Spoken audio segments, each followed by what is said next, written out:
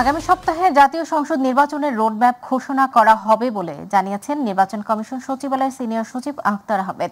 এছাড়াও প্রবাসীদের postal vote নিশ্চিত করার পদক্ষেপ নেওয়ার পাশাপাশি ৩১৮টি পর্যবেক্ষণ সংস্থার যাচাই বাছাই চলছে বলেও জানান তিনি। বিকেলে নির্বাচন কমিশন সচিবালয়ে সাংবাদিকদের সাথে আলাপকালে তিনি এসব কথা বলেন। ইসি সচিব বলেন, কমিশনের মুখ্য উদ্দেশ্য হচ্ছে জাতিকে একটি নিরপেক্ষ নির্বাচন দেয়া। বিস্তারিত অবস্থায় দুপুর রিপোর্টে।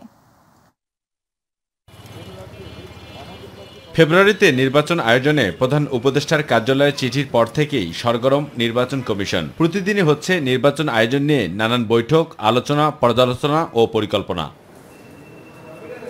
বৃহস্পতিবার নির্বাচন কমিশনে দিনভর দফায় দফায় বৈঠকের পর বিকেলে সাংবাদিকদের সাথে কথা বলেন ইসি সচিব। তিনি জানান, নির্বাচনের রোডম্যাপ নিয়ে আলোচনা হয়েছে, আগামী সপ্তাহে তা প্রকাশ করা হবে। আমরা আশা করছি আগামী সপ্তাহে আপনাদেরকে আমাদের নির্বাচনের রোডম্যাপটা দিতে পারবো, সো দ্যাট আপনারা আপনাদের প্রস্তুতি এবং আমাদের প্রস্তুতি সম্পর্কে একটা ভালো ধারণা পাবেন।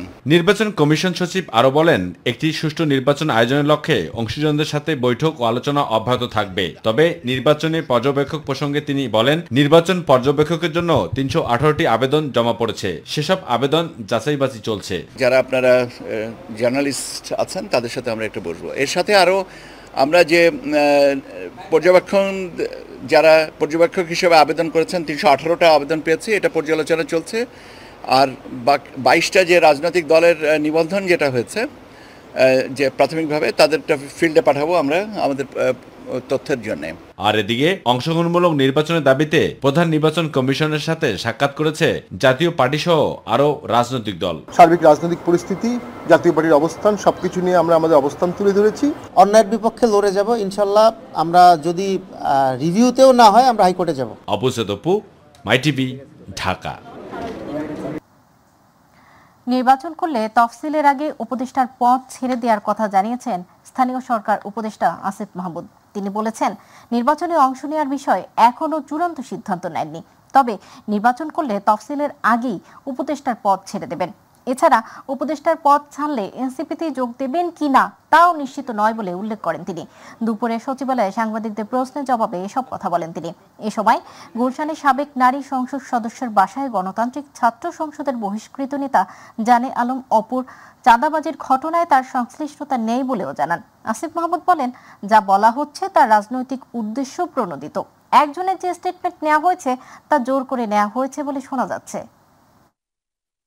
এই সরকার তার নিরপেক্ষতার স্বার্থে আমি মনে করি যারাই রাজনীতি করতে চায়, শুধু ছাত্র উপদেষ্টারা না, যারাই চাইবে তাদেরই উচিত নির্বাচনের সময়টাতে না থাকা, যাতে করে কোনোভাবেই নির্বাচনটা প্রস্তাবিত না হয়। যেহেতু আমাদের মাননীয় প্রধান উপদেষ্টা বারবারই বলছেন যে আমরা ইতিহাসের একটা শ্রেষ্ঠ নির্বাচন উপহার দিতে চাই, আর সেটা আমরাও চাই। যেহেতু আমরা এই সরকারের অংশ, এই ঐতিহাসিক দায়িত্ব আমাদের উপরে থাকবে যদি নির্বাচনটা সুষ্ঠু না হয়। ফেব্রুয়ারিতে হবে জাতীয় নির্বাচন, এমন মন্তব্য করে বিএনপির স্থায়ী কমিটির সদস্য সালাহউদ্দিন আহমেদ বলেছেন, যারা নির্বাচনকে বয়কট করতে চায় তারা জাতীয় রাজনীতি থেকে মাইনাস হয়ে যাবে। সমসাময়িক বিভিন্ন ইস্যুতে সাংবাদিকদেরও সাথে মতবিনিময়কালে তিনি এসব কথা বলেন। নির্বাচনের আগে অবৈধ অস্ত্র উদ্ধারে কার্যকরী যৌথ অভিযানেরও দাবি করেন তিনি। মাহবুব সৈকতের রিপোর্টে বিস্তারিত। বৃহস্পতিবার গুলশানের নিজ বাসভবনে সমসাময়িক বিভিন্ন ইস্যুতে সাংবাদিকদের সাথে কথা বলেন বিএনপির স্থায়ী কমিটির সদস্য সালাউদ্দিন আহমেদ। আগামী জাতীয় সংসদ নির্বাচন ফেব্রুয়ারিতেই হবে। নির্বাচন নিয়ে সম্প্রতি এনসিপির এক নেতার বক্তব্যের প্রতিক্রিয়ায় বিএনপির এই নেতা বলেন, নির্বাচনকে যারা অনিশ্চিত করতে চায় তাদের মুখোশ জাতির সামনে উন্মোচিত হয়েছে। আমি নির্বাচন নিয়ে কোনো সংশয় শঙ্কা দেখি না। যারা আগামী নির্বাচনকে বয়কট করার চেষ্টা করবে, ডাইরেক্টলি অর ইনডাইরেক্টলি, তারা জাতীয় রাজনীতি থেকে মাইনাস হয়ে যাবে। সুষ্ঠু নির্বাচন অনুষ্ঠানে অন্তর্বর্তী সরকারকে রাজনৈতিক দলগুলোর সাথে আলোচনা করারও পরামর্শ দেন তিনি। সবসময় যে রীতিটা এই সরকার অনুসরণ করছে, সেই রীতি অনুসারে রাজনৈতিক দলসমূহের সাথে আলাপ আলোচনা চালিয়ে যেতে পারে কিভাবে আগামী জাতীয় সংসদ নির্বাচনটা শান্তিপূর্ণভাবে, সুষ্ঠুভাবে অনুষ্ঠান করা যায়। নির্বাচনের পরিবেশ ভয়হীন করতে যৌথ অভিযান আরও কার্যকর করারও দাবি জানান বিএনপির নীতি নির্ধারণী ফোরামের এই সদস্য।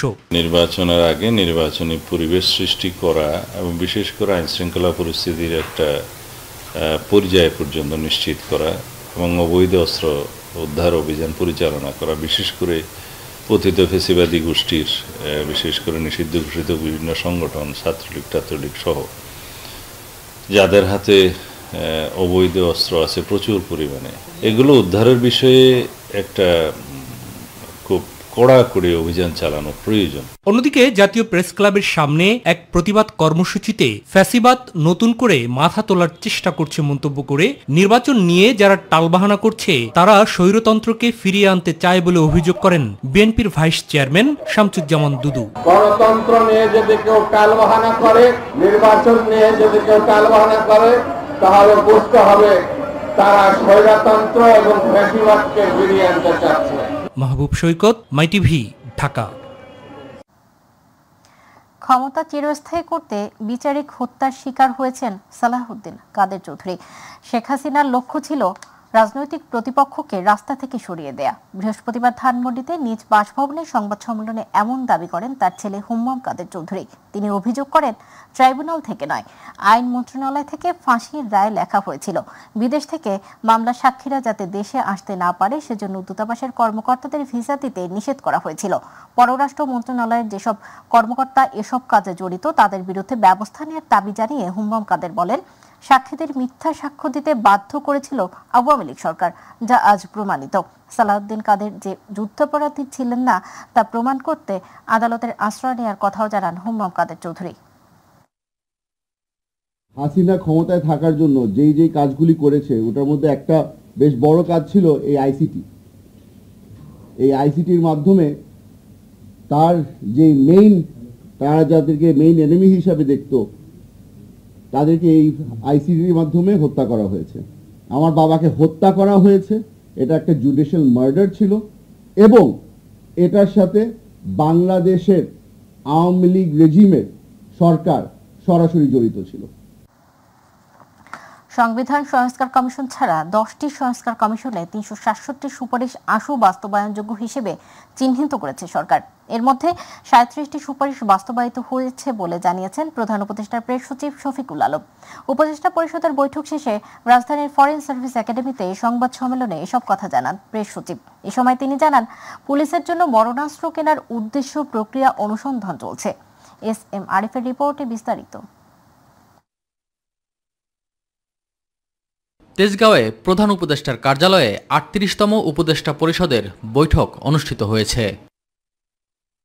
বৈঠক শেষে রাজধানীর ফরেন সার্ভিস একাডেমিতে কথা বলেন প্রেস সচিব শফিকুল আলম। এ সময় তিনি সংস্কার কমিশনের অগ্রগতি তুলে ধরেন। 11টা সংস্কার কমিশন হয়েছিল, আপনি জানেন। কনস্টিটিউশন সংস্কারটা ছাড়া মোট 10টা কমিশনের আশু সুপারিশ যেগুলো বাস্তবায়নযোগ্য সেগুলো নিয়ে আজকে আবার একটা বড় আলোচনা হয়। 37টা ইমপ্লিমেন্টেড হয়েছে, 14টি পার্শিয়ালি ইমপ্লিমেন্টেড হয়েছে এবং 316টি বাস্তবায়নাধীন অথবা পর্যালোচনার পর্যায়ে আছে।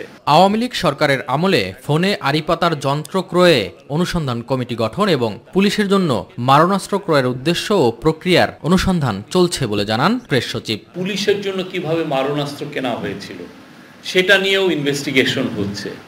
কিভাবে এই মারণাস্ত্র প্রকিউরমেন্ট করা হয় এবং কিভাবে এটা ইউজ হয়। আগের গভর্নমেন্ট কিভাবে এইটাকে আড়িপাতা কিভাবে ওরা ইউজ করেছে এবং আনলফুলি কিভাবে ব্যবহার করেছে, তার প্রকিউরমেন্ট প্রসেসটা থেকে কিভাবে ইউজগুলো হয়েছে, পুরো জিনিসটা আপনার আমার কিভাবে নাগরিক অধিকার খর্ব করা হয়েছে, এই পুরো জিনিসটা এই কমিটি দেখবেন। প্রধান উপদেষ্টা ডক্টর মোহাম্মদ ইউনুসের মালয়েশিয়া সফরকে ফলপ্রসূ দাবি করে প্রেস সচিব জানান, স্থানীয়দের মতো বাংলাদেশের শ্রমিকরা সমান সামাজিক সুবিধা পাবে। মালয়েশিয়ান যে ওয়ার্কাররা যে বেনিফিটগুলো পান। SM আরিফ, মাই টিভি, ঢাকা। এখানে 3টি বিষয় আলাপ হয়েছে। 24 জুলাই আগস্টে সংগঠিত গণহত্যায় কার্যক্রম নিষিদ্ধ থাকা আওয়ামী লীগের সাধারণ সম্পাদক ওবায়দুল কাদের সহ কয়েকজন প্রভাবশালীর বিরুদ্ধে তদন্ত শেষ পর্যায়ে। দ্রুতই দাখিল করা হবে তদন্ত প্রতিবেদন। আন্তর্জাতিক অপরাধ ট্রাইব্যুনালের প্রসিকিউটর গাজী MH তামিম আজ বৃহস্পতিবার এ তথ্য জানিয়েছেন। এদিকে জুলাই আন্দোলনে রাজধানী চাংখারপুলে 6 জনকে হত্যা মামলায় সাক্ষ্য দিতে আসা এক সাক্ষী নিরাপত্তা হুমকিতে পড়ায় তাকে সুরক্ষার নির্দেশ দিয়েছেন আন্তর্জাতিক অপরাধ ট্রাইব্যুনাল। বিস্তারিত মিফতাক লিবের রিপোর্টে। 2024 জুলাই আগস্ট গণঅভ্যুত্থানে হত্যাকাণ্ডে ওবায়দুল কাদের সহ আওয়ামী লীগের বেশ কয়েকজন প্রভাবশালী নেতার বিরুদ্ধে তদন্তের অগ্রগতি জানাতে গণমাধ্যমের মুখোমুখি হন আন্তর্জাতিক অপরাধ ট্রাইব্যুনাল সংশ্লিষ্টরা। শেখ হাসিনার সরকার ও রাজনৈতিক দলের প্রভাবশালী নেতাদের বিরুদ্ধে তদন্ত শেষ পর্যায়ে, অচিরেই দাখিল করা হবে তদন্ত প্রতিবেদন, জানিয়েছেন প্রসিকিউটর গাজী তামিম। ওবায়দুল কাদের সহ বেশ কয়েকজনের তদন্ত প্রতিবেদন একদম শেষ পর্যায়ে মর্মে আমাদেরকে তদন্ত সংস্থা থেকে জানানো হয়েছে। এদিকে চাংখারপুল মামলার প্রত্যক্ষদর্শী এক সাক্ষীর নিরাপত্তা নিশ্চিতে কর্মরত প্রতিষ্ঠান প্রধান ও অফিসার ইনচার্জকে দায়িত্ব দিয়েছে আন্তর্জাতিক অপরাধ ট্রাইব্যুনাল 1। সেই সাথে সাক্ষীর বিপক্ষে তার নির্দিষ্ট এলাকায় কোনো ব্যানার পোস্টার থাকলে তা সরিয়ে নেওয়ারও নির্দেশ দেন ট্রাইব্যুনাল। আন্তর্জাতিক অপরাধ ট্রাইব্যুনাল আইনে একজন সাক্ষী যিনি ট্রাইব্যুনালে সাক্ষ্য প্রদান করেছেন অথবা সাক্ষ্য প্রদান করবেন, এই সাক্ষীদের সেফটি, সিকিউরিটি অ্যান্ড ওয়েলবিং দেখার দায়িত্ব রাষ্ট্রের। ওই থানার অফিসার ইনচার্জ এবং প্রতিষ্ঠান প্রধানকে ট্রাইব্যুনাল ডাইরেকশন দিয়েছেন যে এই সাক্ষীর সুরক্ষা, সেফটি এবং ওয়েলবিং নিশ্চিত করার জন্য। মিফতা গালিব, মাই টিভি, ঢাকা। সিলেটের পর্যটন কেন্দ্র থেকে লুট হওয়া 12,000 ঘনফুট পাথর উদ্ধার করা হয়েছে। জেলা প্রশাসন ও আইন শৃঙ্খলা বাহিনীর যৌথ অভিযানে উদ্ধারকৃত এসব পাথর পরে ভোলাহাটের সাদা পাথর এলাকা ও ধলাই নদীর বিভিন্ন স্থানে প্রতিস্থাপন করা হয়। সাদা পাথর লুটের ঘটনায় কোম্পানিগঞ্জের পূর্ব ইসলামপুর ইউনিয়নের চেয়ারম্যানকে গ্রেপ্তার করেছে পুলিশ। অন্যদিকে লুটের ঘটনা তদন্ত করে দায়ীদের বিরুদ্ধে দ্রুত ব্যবস্থা নিতে হাইকোর্টে রিট দায়ের করা হয়েছে। প্রতিনিধি মৃণাল কান্তি দাস ও হুমায়ুন আহমেদের তথ্যচিত্রে আতিকুর রহমান তিতাসের রিপোর্টে বিস্তারিত। সিলেটের পর্যটন কেন্দ্র থেকে লুট হওয়া সাদা পাথর উদ্ধারে রাতভর অভিযান চালিয়েছে যৌথ বাহিনী। অভিযানে ধলাই নদীর তীরবর্তী বিভিন্ন স্থান থেকে 12,000 ঘনফুট লুটের পাথর উদ্ধার করা হয়েছে। উদ্ধার করা পাথর পুনরায় ধলাই নদীতে ফেলা হয়েছে। জেলা প্রশাসন ও আইন শৃঙ্খলা বাহিনী যৌথভাবে অভিযান পরিচালনা করে। পাথর লুটের ঘটনায় 6 সদস্য বিশিষ্ট কমিটি গঠন করা হয়। বুধবার রাতে যৌথ বাহিনীর সহযোগিতায় অভিযান চালায় ওই কমিটি। এ সময় লুট হওয়া 12,000 ঘনফুট পাথর উদ্ধার করা হয়। এর আগে বুধবার সন্ধ্যায় সিলেট বিভাগীয় জেলা প্রশাসনের উদ্যোগে সার্কিট হাউসে এক জরুরি সমন্বয় সভায় পাথর উদ্ধারের সিদ্ধান্ত নেওয়া হয়। সিলেট মেট্রোপলিটন পুলিশের উপকমিশনার সাইফুল ইসলাম জানান, লুট করা পাথর উদ্ধারে যৌথ বাহিনীর অভিযান চলমান থাকবে। এদিকে সাদা পাথর লুটের ঘটনায় কোম্পানিগঞ্জের পূর্ব ইসলামপুর ইউনিয়নের চেয়ারম্যান আলমকে গ্রেফতার করেছে পুলিশ। অন্যদিকে লুটের ঘটনা তদন্ত করে দায়ীদের বিরুদ্ধে ব্যবস্থা নিতে হাইকোর্টে রিট দায়ের করেছেন এক আইনজীবী। বর্তমানে বিরানভূমিতে পরিণত হয়েছে সিলেটের জনপ্রিয় পর্যটন স্পট জাফলং এর 0 পয়েন্ট। গত কয়েকদিনে প্রকাশ্যেই চলে পাথর লুটের মহোৎসব। এতে জনপ্রিয় এই পর্যটন স্পটটি সৌন্দর্য হারাচ্ছে। ভোলাগঞ্জে অলরেডি লুটপাট শুরু হয়ে গেছে, যে লুটপাটের কারণে আমাদের ভোলাগঞ্জের সৌন্দর্য বিলুপ্তির পথে। ভোলাগঞ্জের যে সাদা পাথর ছিল এগুলো সবাই উড়িয়ে নিতেছে।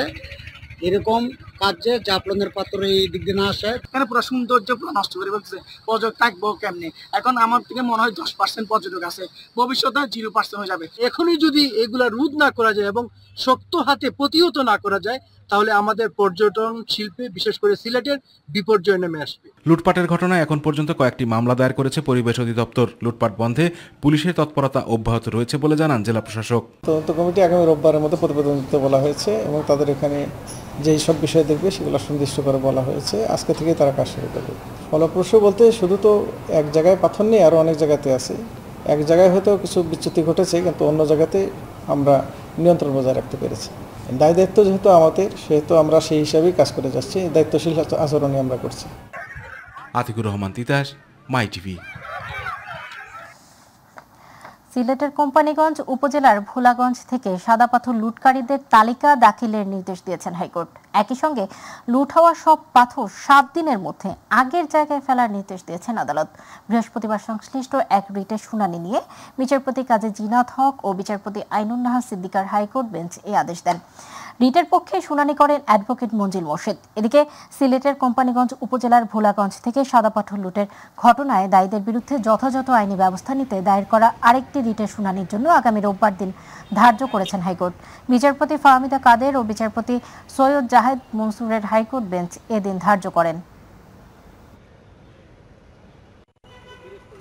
Honourable justice madam justice Fahmida Kader এবং মিস্টার জাস্টিস সৈয়দ জাহেদ মনসুরের কোর্টে আজকে আমরা রিট পিটিশন দায়ের করি। যারা যারা একটা ইনকোয়ারি কমিটি করার জন্য ইনকোয়ারি কমিটি 15 দিনের বিরুদ্ধে একটা রিপোর্ট দিবেন এবং এই ইনকোয়ারি রিপোর্টের ভিত্তিতে যারা যারা জড়িত আমরা বলেছি সেখানে যারা জড়িত আছেন রেসপন্সিবল অথরিটি অ্যান্ড পার্সন, যদি গভর্নমেন্টের কোনো সংস্থা কোনো ব্যর্থতা থেকে থাকে তারা জড়িত থাকেন, এবং যদি কোনো ব্যক্তি জড়িত থাকেন তাদের বিরুদ্ধে লিগ্যাল অ্যাকশন নেওয়ার জন্য, এবং সেখানে গভর্নমেন্টের কী পরিমাণ ফিনান্সিয়াল এবং পরিবেশগত ক্ষতি হয়েছে সেটার একটা রিপোর্ট দেওয়ার জন্য। রাজধানীর প্রায় প্রতিটি সড়কে বেহাল দশা, ব্যস্ততম সড়কে খানাখন্দে ভরা। সামান্য বৃষ্টিতে পানি জমাট বেঁধে থাকায় হরহামেশাই ঘটছে দুর্ঘটনা। কেউ হারাচ্ছেন প্রাণ, কেউ বা পঙ্গুত্ব বরণ করার ঘটনা রয়েছে অহরহ। তবে দুর্ঘটনা গবেষণা ইনস্টিটিউটের বিশেষজ্ঞ কাজী মোহাম্মদ সাইফুল নেওয়াজ বলেন, সন্ধে নামলে প্রতিটি সড়ক পরিণত এক একটি মৃত্যুকূপ। তাপস চন্দ্র দাসের ক্যামেরায় আবু সাইদপুর বিশেষ রিপোর্ট।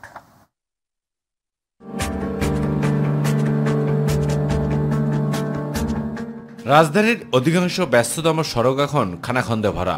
সামান্য বৃষ্টিতে পানি জমে থাকায় প্রতিনিয়ত ঘটছে দুর্ঘটনা। খানাখন্দে ভরা সড়কগুলোর বেহাল অবস্থায় নাভিশ্বাস এলাকাবাসীর। ভাঙ্গা রাস্তা সংস্কার করতে দৃশ্যমান কোনো উদ্যোগ না থাকায় যেমন পাল্লা দিয়ে বাড়ছে যানজট, তেমনই হতাহতের সংখ্যাও কম নয়। বিশেষ করে তেজগাঁও, বিজয় সরণি, যাত্রাবাড়ি, মুগদা, বনশ্রী, রামপুরা, মৌচাক, মালিবাগ, মোহাম্মদপুর, মিরপুর, কারণবাজার, সাতরাস্তা, হাতিরঝিল সহ অলিতে গলিতে প্রতিটি সড়কে যেন খানাখন্দে ভরা। তাই তো ক্ষোভ আর আক্ষেপের যেন কমতি নেই নগরবাসীর। এরকম ঢাকা শহরে বিভিন্ন জায়গায় এরকম খানাখন্দের কাছে মানুষের অনেক ভোগান্তি হয়, কষ্ট হয়। বৃষ্টির মধ্যে তার অনেক সমস্যা, যানজট লেগে যায়। ঢাকা শহর একটা ভাঙতির কারণে যে কোনো দুর্ঘটনা ঘটে, পানি জমে থাকে, আমরা কিছু দেখি না, গাড়ি নামাই দিয়ে হুট করে একটা মানুষ অ্যাক্সিডেন্ট হয়। এই যে ভাঙ্গা রাঙ্গা মনে করেন আমরা সাধারণ মানুষ যেরকম আডি মনে করেন এরকম তো চলার মতো না রাস্তাঘাট, মানে ঢাকা কোন যাত্রাবাড়ি তো আরো অবস্থা খারাপ। তিলোত্তমা ঢাকার ব্যস্ততম এসব সড়কের পরিস্থিতি নিয়ে বিচলিত পরিবহন চালকরাও। তারাও সড়কে খানাখন্দের কারণে নিয়মিত পড়ছেন নানা বিড়ম্বনায়। কারণ বাজার রেলগেটে পুরো ভাঙ্গা, এই ভাঙ্গার জন্য আমরা মালিকের কথা শুনি, মানে মালিক বলে এবারে যাও কেন। উপরে যে ফ্লাইওভারটা আছে এখানটা ম্যাক্সিমাম জায়গায় ভাঙ্গা, আমাদের তো এক জায়গায় ভাঙ্গা বাসাই থেকে আরেক জায়গায় পড়া লাগে। যাত্রাবাড়ি আবার এই রামপুরা আবার এই যে তেজগাঁও, তো সুন্দর একটা এলাকা তেজগাঁও, এই দেখেন ভাঙ্গা চূড়া, আর ওই মুখের মাঝে এত ভাঙ্গা, গাড়ি পল্লি হয়ে যায়, মাঝে মাঝে অ্যাক্সিডেন্টও হয়ে যায়। সন্ধ্যা নামলেই প্রতিটি সড়ক যেন হয়ে ওঠে এক একটি মৃত্যুকূপ বলে অভিমত বুয়েটের দুর্ঘটনা গবেষণা ইনস্টিটিউটের বিশেষজ্ঞ কাজী মোহাম্মদ সাইফুল নেওয়াজ। যখন এই গর্তটা বড় হয় বা গর্ততে পড়ে একজন মারা যায় তখন দেখা যাচ্ছে বা আহত হয়, তখন দেখা যাচ্ছে যে এটাকে ঠিকঠাক করছে, অথচ কিন্তু মেইনটেনেন্স বাজেটের আওতায় যদি রেগুলার এটাকে নিয়মিত তত্ত্বাবধান করে কোনো গর্ত ভাঙাচোরা হলে ঠিকঠাক করে ফেলতো, হয়তো বা এই দুর্ভোগ বা দুর্ঘটনা বা প্রাণহানি হয়তো কমানো যেত। তবে এ সমস্যা থেকে উত্তরণের পথ দেখান বুয়েটের এই দুর্ঘটনা গবেষণা ইনস্টিটিউটের বিশেষজ্ঞ। যদি মেইনটেনেন্স বাজেট ঠিকমতো করা হয় এবং যদি নজরদারি রাখা হয় এবং যদি অবহেলা না করা হয়, রাস্তা গর্তের পরিমাণ অনেক কমিয়ে একটা স্বাচ্ছন্দ্যের যাত্রা এবং নিরাপদ যাত্রা দেওয়া সম্ভব। রাজধানীর ব্যস্ততম সড়কগুলোতে এভাবে খানাখন্দে ভরে থাকায় অল্প বৃষ্টিতেই পানি জমে থাকছে, যার ফলে নগরবাসীকে পড়তে হচ্ছে চরম দুর্ভোগ এবং বিড়ম্বনার মুখে। তাই নগরবাসীর প্রশ্ন, এই থেকে কি পরিত্রাণের কোনো পথ নেই? আবু সাইদপুর, মাই টিভি, ঢাকা। টানা ভারী বর্ষণ আর পাহাড়ি ঢলে নীলফামারীর ডিমলা, ডালিয়া, পাউবর বন্যা সতর্কীকরণ ও পূর্বাভাস পয়েন্টে তিস্তা নদীর পানি বিপদসীমার উপর দিয়ে প্রবাহিত হচ্ছে। তিস্তা তীরবর্তী ডিমলা ও জলঢাকা উপজেলার 7টি ইউনিয়নে বন্যা কবলিত হয়ে পড়েছে। কুষ্টিয়ার পদ্মা ও গড়াই নদীর পানি বাড়ছে, প্লাবিত হচ্ছে নিম্নাঞ্চল। প্রতিনিধিদের পাঠানো তথ্য ছবিতে সাইদুর রহমান আবিরের রিপোর্টে বিস্তারিত। 3 দিনের টানা ভারী বৃষ্টি এবং ভারতের উজান থেকে নেমে আসা পাহাড়ি ঢলে তিস্তা নদীর পানি বিপদসীমার 15 সেন্টিমিটার উপর দিয়ে প্রবাহিত হচ্ছে। ফলে লালমনিরহাটের নিম্নাঞ্চল প্লাবিত হয়েছে। ডুবে গেছে চরাঞ্চলের রাস্তাঘাট ও আমন ধানের ক্ষেত। পানিবন্দী হয়ে পড়েছে বহু পরিবার। সকাল 6টায় তিস্তা নদীর পানি ডালিয়া পয়েন্টে বিপদসীমার 11 সেন্টিমিটার উপর দিয়ে এবং সকাল 9টায় 15 সেন্টিমিটার উপর দিয়ে প্রবাহিত হয়। পানি যেভাবে বাড়ছে তাতে যে কোনো সময় বড় ধরনের বন্যার আশঙ্কা করছেন নদীপাড়ের মানুষজন।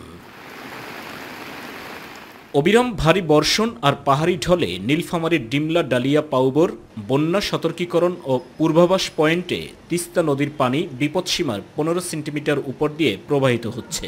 তিস্তার পানির উত্তাল ঢেউয়ের প্রবল চাপ নিয়ন্ত্রণে তিস্তা ব্যারেজের 44টি জল কপাট খুলে দিয়েছে পাউবো কর্তৃপক্ষ।